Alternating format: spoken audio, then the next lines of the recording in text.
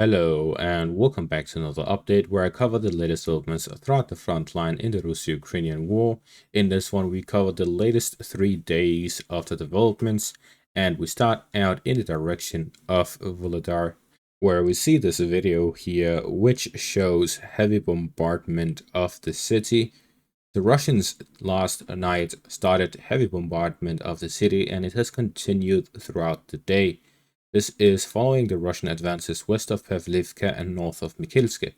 This has led to the Russians gaining control over the entirety of the road all the way down south to Vuhledar, where they are now in close vicinity to the city itself and a coal mine northeast of it. So we see that the Russians can launch a three-pronged attack from the northwest, from the southeast, and from the northeast. This will allow the Russians to attack Vuhledar from 3 separate directions. At the same time, there's a report that the Ukrainian soldiers defending Vuhledar have in part withdrawn from the city to help the defense of Pokrovsk, which could lead to the Russians launching a new offensive in the Vuhledar section, where they'll look to gain control over the city. And they're starting out with heavy bombardment of it to prepare for a ground assault. We see that the Russians have also advanced here northwest of Katerynivka, where small advances are taking place towards the fortified positions of the Ukrainians north of Katerynivka and west of Vuhledar, where the Russians have aligned the front line along the forest lines to the northwest of the village. So we see that the Russians continue positional fightings in between Katerynivka and Marinka, where they are fighting against the Ukrainian fortified positions to start an assault in the direction of Kurakhove, which would be a three-pronged attack from the north following the Russian advances south of Pokrovsk, from the east from Marinka, and from the south along Katerynivka towards Usperivka, where the attack will then launch in the northern direction towards Kurakhove. This will be a flank on the Ukrainian fortified positions directly towards the Ukrainian fortified positions from the south and from the east. We see that the eastern parts is also going to be happening from Krasnoyarivka, where the Russians are launching offensive operations following the full capture of the city in the central parts, leaving only the northwestern dacha areas of the city under Ukrainian control. The Russians here are looking to advance along the railways towards Hostre to cut off the southern road from Oleksandropil to Kurakhove. This is to prevent the Ukrainians from withdrawing from Katerynivka in the north, all the way through the village chain down to Kurakhove in the south, to either strengthen the defense of Kurakhove or just to save the lives of the soldiers on the eastern bank of the Volchya river line. The Ukrainians are currently doing a fighting retreat from Katerynivka, and following that, the Russians managed to gain control over the village, where they then kept moving down further south, and the Russians are following close behind, capturing village after village in that direction. The Russians started out with the capture of Katerynivka and the surrounding defensive positions of the Ukrainians, leading to the capture of the village. This has secured the start of the right bank of the Volchya river line. At the same time, they launched an assault from the north through the Katerynivka Reservoir Bridge and all the way through to the western parts of Katerynivka, gaining control over that and the fortified positions, to then gain a foothold and gain full control over Katerynivka, where they again crossed over the river line, and then as well here to the southwest to gain control over Dolynivka. So we see this has been geolocated as well.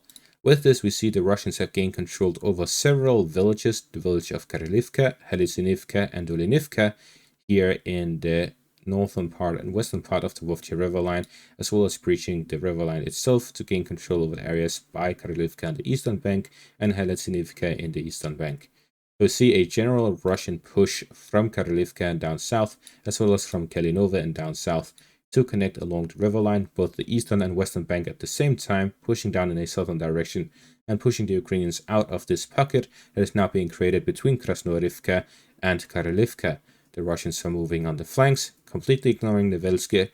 Potentially the offensive operations on Nevelsky was simply to draw in further Ukrainian soldiers to the fortified positions, or maybe they were looking to strengthen their offensive operations in the area. It is not clear what their attempt was, but it did lead to the Ukrainians sending reinforcements to defend the village, and this has led them to be in a position where they can be completely encircled in the pocket here on the eastern bank of the Volchya river line, which goes through from the frontline positions all the way down south to the Kurakhove direction, where there's a large part of the lake. Further west, the Russians have also started pushing towards Lysivka and Ukrainsk, where they have reached the outskirts of Lysivka and captured the fortified positions along it. They keep pushing along the fortified positions, which are several lines of anti-tank ditches, dragon teeth, and trenches, going through all the way from northern direction from Mykolaiivka and down south to Memrik and through Lysivka and the eastern parts of it, all the way down south to Hirnik, which is the main supply hub of the Ukrainians in this small section of the front line, here north of Kurakhove and south of Selidove. So we see that the Ukrainians are currently gathering their strength into the Hirnik direction, where they're withdrawing from the Katerynivka direction and push down from the Ukrainsk direction, which they currently hold as the northern flank, to push towards Hirny, where they'll either withdraw or launch a counterattack to attempt to stabilize the situation and improve their positions. But currently it seems that the Russian momentum is unbreakable and they're looking to gain full control over the entire section, which will lead to the entire area northwest of Krasnoyarivka falling under Russian control. At the same time, the Russians are pushing through in Selidove, where they've managed to gain control over the southeastern parts of the town, where heavy fighting continues in the central parts along the apartment complex areas and the center of the town. So we see that the Russians are pushing onwards in the southern and southwestern direction. At the same time, the Russians crossed the river line in Hrodivka, where they've now entered into the western parts and have gained control over 90% of the town, which now means that the Russians have a foothold here on the northeastern parts and northwestern parts of the third line of defense, which they have breached, and heavy fighting continues over the final parts.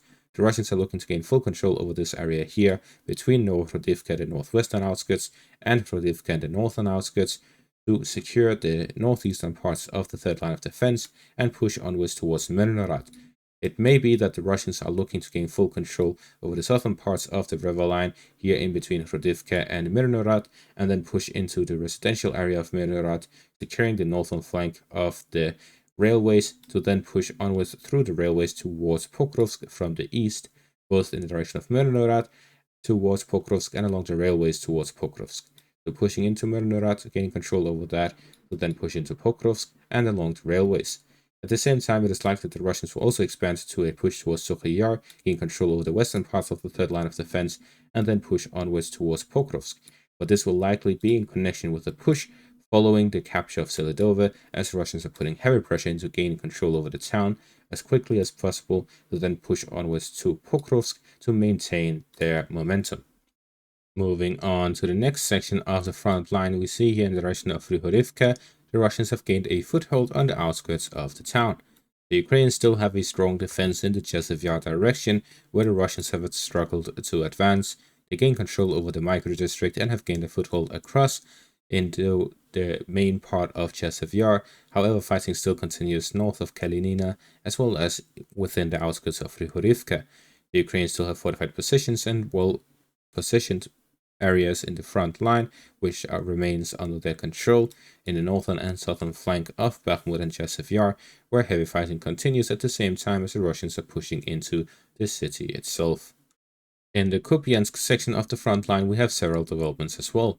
The Russians crossed the river line to gain control over the western main part of Stelmahivka, leaving a small part in the southern and northern outskirts remaining under Ukrainian control. This is a significant development, as prior to this, the Russians did not have any foothold across the river line, the Serbis river line, in the northern parts. This combined with several assaults south of Pyshane, as well as additional assaults to the west in the direction of Lushkivka, as well as Kulishnikivka.